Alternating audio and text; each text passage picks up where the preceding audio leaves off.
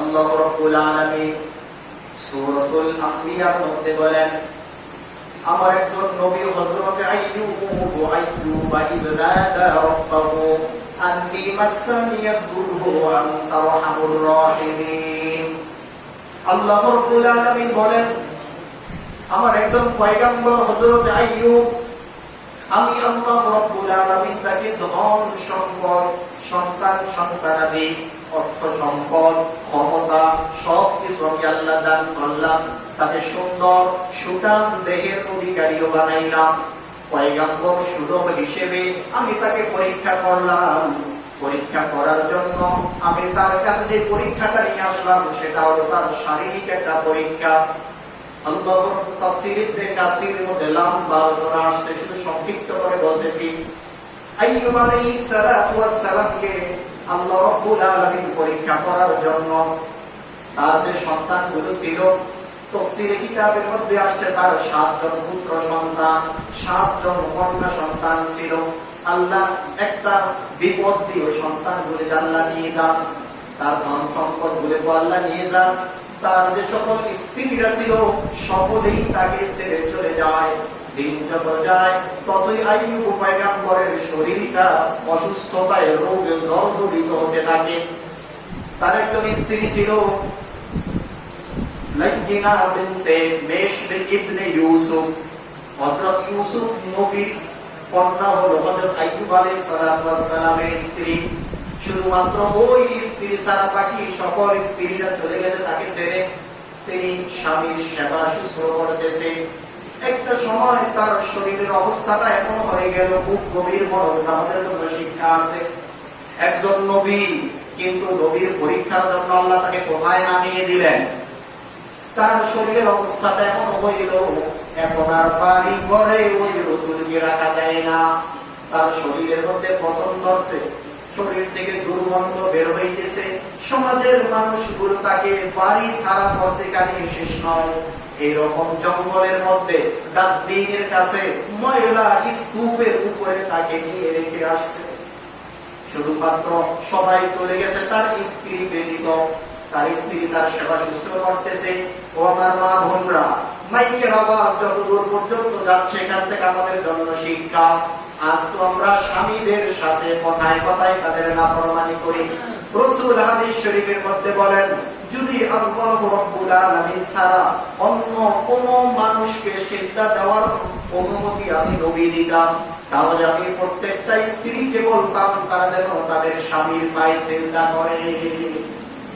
কিন্তু আল্লাহ ছাড়া অন্য কাউকে সিজদা দেওয়া যায় না বিদায় আমি এই বিধানটি নেই নাই। এখান থেকে বোঝা গেল স্বামীর কত মর্যাদা। কিন্তু আজকে আমরা স্বামীর সম্মান, তার মর্যাদা, স্ত্রীর উপরে স্বামীর অধিকার গুলো না জানার কারণে তাদের কথায় তাদের কাজে অনেক নাশুকরিয়া করতেছি। রাসূল বলেন, 2টা কারণে নারীরা বেশি জাহান্নামে যাবে। 1 নাম্বার কারণ হলো লাআনাতা মিনাল্লাহি লাআনা ওয়া তাকফুরুনাল আশীরা। 1 নাম্বার, নারীরা বেশি বেশি মানুষকে অভিশাপ দেয়, কথায় কথায় মানুষকে বকা দেয়, কথায় কথায় মানুষকে অভিসম্পাদন করে কি করে না। রাসূল বলেন, এই 2টা স্বভাব যার মধ্যে থাকবে ওই নারী আল্লাহর জাহান্নামে যাবে। 2 নাম্বার, সে তার স্বামীর নাশুকরিয়া করে। 1 মাসের মধ্যে প্রতিদিন তার যতগুলো চাহিদা ছিল, খাবারের হোক, বস্ত্রের হোক, চিকিৎসার হোক, সকল চাহিদা পূরণ করলো। একদিন কোন অবস্থাতেই তার চাহিদা পূরণ হইল না। স্বামী বলে, স্ত্রী বলে, তোমার ঘরে আইসা আমি জীবনে সুখ পাইলাম না। বলে কি বলে না? কিন্তু রাসূল বলে তাকফুরুনাল আশীরা, যে স্ত্রী লোক তার স্বামীর নাশুকরিয়া করলো সে আল্লাহর জাহান্নামে যাবে। তাই স্বামীর কেমন খেদমত করতে হবে, স্বামীর কিভাবে কথা শুনতে হবে, দৃষ্টান্ত হিসেবে আল্লাহ রাব্বুল আলামিন কিয়ামত পর্যন্ত এই আনেওয়ালা উম্মতকে শিক্ষা দেওয়ার জন্য আয়াতটি কোরআনের মধ্যে আল্লাহ কোট করে দেন। আল্লাহ বুঝাইতে চান দুনিয়ার মানুষেরা, 1 নাম্বার এখানে শিক্ষা হলো সবর এবং ধৈর্য। 2 নাম্বার শিক্ষা হলো স্বামীর খেদমত। হযরত আইয়ুব আলাইহিস সালামকে দিয়ে আল্লাহ সবরের প্রতীক হিসেবে দান করাইলেন, আর তার স্ত্রী লাইয়িবা বিনতে মেশ বিনতে ইউসুফকে দিয়ে স্ত্রীদের স্বামীর উপরে কতটা আত্মত্যাগ স্বীকার করতে পারে তার বাস্তব দৃষ্টান্ত উপস্থাপন করলেন। তার স্ত্রী তার সেবা শুশ্রূষা করে, তার টাকা পয়সা সব শেষ, ক্ষমতা শেষ, স্বামীর ঔষধের দরকার, খাবারের দরকার, ঘরে কিছু নেই। স্ত্রী এবার মানুষের বাড়ি দিয়ে কাজ করে, করার পরে যে খাবারটুকু পায় এটা এলে স্বামী এবং নিজে দুজনে মিলে ভক্ষণ করে। একটা দিন এমন হইল সে কোনো কাজ পাইল না, না পাওয়ার কারণে চিন্তা করলো আমার স্বামীটা বাড়িতে অসুস্থ, আমি যদি আজকে খাবার নিয়ে না যাই, ঔষধ নিয়ে না যাই, স্বামীকে আমি কি খাওয়াবো? চিন্তায় বেহুশ। মাথায় বুদ্ধি আসলো যে আমার মাথায় কিছু চুল আছে, এই চুলগুলো যদি আমি বিক্রি করি কিছু টাকা পাবো। তাফসীর ইবনে কাসির থেকে বলতেছি কিছু টাকা পাবো, ওই টাকা দিয়ে আমার স্বামীর জন্য আমি খাবার এবং ঔষধ ক্রয় করে নিব। তিনি মাথার চুলগুলো বিক্রি করলেন। এই দিক থেকে শয়তান ইবলিস কিন্তু হাজির। আয়েশা নবীকে বলতেছে, ও আল্লাহর পয়গম্বর, তুমি জানো তোমার স্ত্রী কি করতেছে? তুমি যে অসুস্থ, তোমার এই সরলতার সুযোগ তোমার স্ত্রী কাজে লাগাইতেছে। তোমার স্ত্রী একটা অপকর্ম করছে, অথবা দুইটা কথা সেখানে আসছে, অপকর্ম অথবা বলতেছে সে তার সতীত্ব নষ্ট করছে। করার কারণে মানুষের কাছে যখন সে ধরা খাইল, তার মাথার চুলগুলো কেটে দিল। কিন্তু চুল কাটা স্ত্রীর তো ঠিক আছে, আমাদের সমাজে এরকম কিছু কাজ আছে না নাই? ওই জায়গায় বলে একটা ঘটনা কিন্তু সত্য, এখানে আইসা বলে আরেকটা, দুইটা পেঁচ লাগে মাঝখান দিয়ে দাঁড়ায় দাঁড়ায় তামসা রেখে। যাই হোক, শয়তান আইসা তার স্বামীর কাছে এই কথাটা লাগিয়ে দিল, দিয়া তো শয়তান ভালো মানুষ হয়ে গেছে। এবার নবী তো যখন শুনছে তার স্ত্রী এরকম অপকর্মের সাথে জড়িত, সে খুব ক্ষুব্ধ হয়ে গেল, ক্ষিপ্ত হয়ে 3 বছর ওই অবস্থায় এত উঠতে পারে না। স্ত্রী ঠিক আগের মতো আইসা যখন তার স্বামীকে ঔষধ সেবন করাবে, তখন বলতেছে তোমার মাথা কোপাটা খোলো, মাথায় যে ঘোমটা ছিল এটা তুমি বলো। তখন স্ত্রী বলতে চায় না। পয়গম্বর রাগ হয়ে গেছে, কোনো সর্বশেষ পড়া করে দেখে মাথার চুল নাই। পয়গম্বর তো এবার পরিপূর্ণ রাগ হইল, কোনো কথাই সে আর শুনতে চায় না। ওদিকে স্ত্রী তার জন্যই তো তার মাথার চুলগুলো সে বিক্রি করে আসলো তার খেদমতের জন্য, কিন্তু স্বামীটা মানতে রাজি না, সে কোনো কথাই শুনতে রাজি না। আমার স্ত্রী এই কাজ করতে পারে, সে কোনো কথাই শুনবে না। এক পর্যায়ে রাগ হয়ে অবস্থায় পড়ে আছে। তারপরের দিন আসলো, স্ত্রী আবার কাজে চলে গেল। এবার আইয়ুব আলাইহিস সালামের অনেক লম্বা ঘটনা ছিল, খুব সংক্ষেপ করে বলতেছি। আইয়ুব আলাইহিস সালামকে আল্লাহ এতটাই পরীক্ষার জন্য তিনি তাকে বাছাই করলেন, তার গোটা শরীরে শুধু জিহ্বা অন্তর ব্যতীত এমন এক টুকরা জায়গাও ছিল না যেখানে কুষ্ঠরোগে সে আক্রান্ত হয় নাই। আল্লাহর হাবিব বলেন, এই পৃথিবীর মধ্যে সবচাইতে বেশি পরীক্ষার সম্মুখীন হয়েছে আম্বিয়াগণ, মানে নবীগণ। তারপরে পরীক্ষার সম্মুখীন হয়েছে ওলি আউলিয়াগণ। তারপরে পরীক্ষার সম্মুখীন হয়েছে যাদের ঈমানের জোর যত বেশি, তারা পরীক্ষায় বেশি সম্মুখীন হয়েছিল। স্টেপ বাই স্টেপ নিচের দিকে আসছে। যাই হোক, এবার যখন আইয়ুব নবীর শুধু জিহ্বাটা আছে, তিনি আল্লাহর কাছে দোয়া করেন, আল্লাহ তুমি আমার ধন সম্পদ ফিরে নিছো, আমি খুশি ছিলাম, কারণ আমার অর্থ সম্পদ, আমার সন্তান দিয়ে আমি তোমার ইবাদত করতে পারতাম না, তোমাকে ডাকতে পারতাম না। আমার যখন সবকিছু শেষ হয়ে গেছে, আমি কাইমনা বাক্যে শুধু তোমাকেই ডাকছি। এখন আমার শুধু বাকি আছে জিহ্বাটা, এটাও যদি তুমি দিয়ে দাও আল্লাহ, আমি কি দিয়ে তোমাকে ডাকবো? সুবহানাল্লাহ, কি ধৈর্যের পরীক্ষা!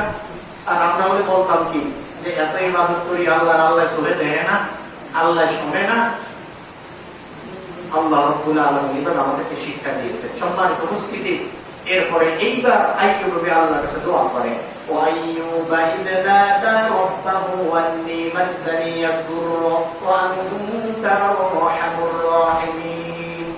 আল্লাহ বলেন, আইয়ুব পয়গম্বর আমাকে ডাক দিলেন, ও আল্লাহ আমি বড় কষ্টের মধ্যে আছি, আমি বড় বিপদে আছি। ও আনতা আরহামুর রাহিমিন, দয়াবানদের মধ্যে আপনি হলেন সবচাইতে বড় দয়াবান, তাই আপনি আমার উপরে দয়া করেন। ফাস্তাজাবনা লাহু ফাকাশাফনা মা বিহি মিন দুররি ওয়া আতাইনাহু আহলাহু ওয়া মিসলাহুম মা'হু। আল্লাহ বলেন, আমি তার উপরে দয়া করলাম, এমন দয়া করলাম, আমি তাকে সবকিছু ফিরিয়ে দিলাম। তার যে সন্তান ছিল 7 জন পুত্র, 7 জন কন্যা সন্তান, আমি তো তাদেরকে ফিরিয়ে দিলাম। তফসিরে আরেক কিতাবের মধ্যে আসছে যাদেরকে আল্লাহ নিয়ে গেছেন ওগুলি আল্লাহ জীবিত করে দিলেন। শুধু তাই নয়, তার স্ত্রীর গর্ভে আরো সন্তান দান করলেন। পরে আল্লাহ রাব্বুল আলামিন তার কাছ থেকে যা নিলেন তার চাইতে অমিসলাহু মাআহুম, এর চাইতে বেশি আল্লাহ তাকে ফিরিয়ে দিলেন। সুবহানাল্লাহ। আইয়ুব পয়গম্বর কিভাবে আল্লাহ ফিরাইলেন, এটা ছিল আয়াতের অনুবাদ। তাফসীরের কিতাবের মধ্যে আসছে যে আইয়ুব পয়গম্বরের কাছে এবার জিবরাইল চলে আসলো, স্ত্রী আসতো আবার খাবারের পথে চলে গেছে। আয়েশা বলল, পয়গম্বর আপনি আপনার পায়ের গোড়ালি দিয়ে এই মাটির মধ্যে আঘাত করুন। আঘাত করার পরে সেখান থেকে পানি বের হইল, গরম পানি। এটাকে তিনি গোসল করলেন। গোসল করার সাথে সাথে আল্লাহর হুকুমে তিনি সুঠাম দেহের স্বাস্থ্যবান সুন্দর যুবকে তিনি পরিণত হয়ে গেলেন। এবার তিনি পাশে বসে আছেন, স্ত্রী খাবার নিয়ে আসছে। আয়েশা দেখতেছে, হায় আমি যাকে এখানে রেখে গেলাম রুগ্ন জীর্ণ শীর্ণ অসুস্থ একটা ব্যক্তি, সে তো নাই। স্ত্রী তো কাঁদা শুরু করলো, হায় না জানি কোন কুকুর শৃঙ্গালে মনে হয় তাকে খেয়ে ফেলছে।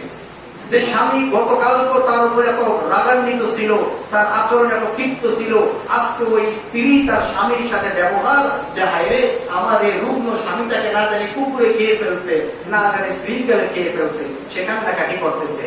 কান্নাকাটি করার পরে পাশে ওই আইয়ুব পয়গম্বর কি জিজ্ঞাসা করতেছে, ও মুরব্বী এখানে তো একজন রোগী ছিল, আপনি কি তাকে দেখছেন? আমি তো তাকে রেখে গেছিলাম, তাকে তো খুঁজে পাই না। একটা পর্দা উনি যত বলে আমি সে আইয়ুব, তিনি বিশ্বাস করে না, তারা এটা হতে পারে না। আমি আজকে তাকে সকালবেলা রুগ্ন অবস্থা রেখে গেলাম, এখন এত পরিবর্তন কিভাবে হয়? আল্লাহ বলেন, যারা মুমিন হবে আমি আল্লাহ রাব্বুল আলামিন তাদেরকে এভাবেই প্রতিদান দিয়ে থাকি। আর যেদিন আল্লাহ আইয়ুব পয়গম্বরকে প্রতিদান দিলেন সেই দিন